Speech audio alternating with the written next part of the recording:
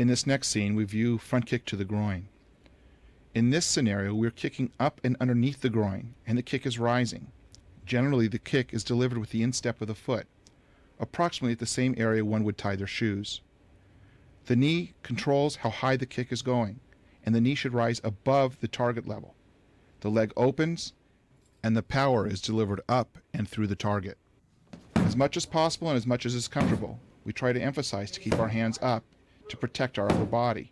Elbows are in to protect the rib area. The hip comes forward, which is much like our right shoulder advancing towards the target when we punch. Note what is occurring with the base leg. As the kick is on its way being delivered to the target, the base leg, the heel of the base leg, turns inward so that the hips can extend forward and deeper to develop greater range in the kick and greater power. You can land forward depending on if you make contact and it's appropriate to do so, or in some situations it'll be appropriate to recoil and bring your leg back and behind you. In either case, one should be ready and prepared to follow up with counterattacks that are appropriate for the circumstances. In slow motion, reviewing the kick in its stages, the knee rising and the leg opening and closing, our hands staying up to protect us, and also leaving our hands in a position where we can give further attacks.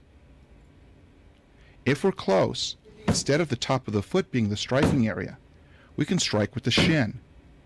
The shin is a very hard surface area and can do great damage to the groin.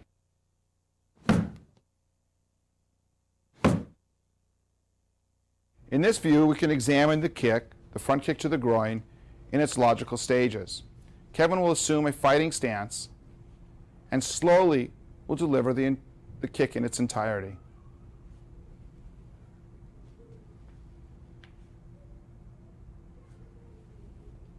A side view.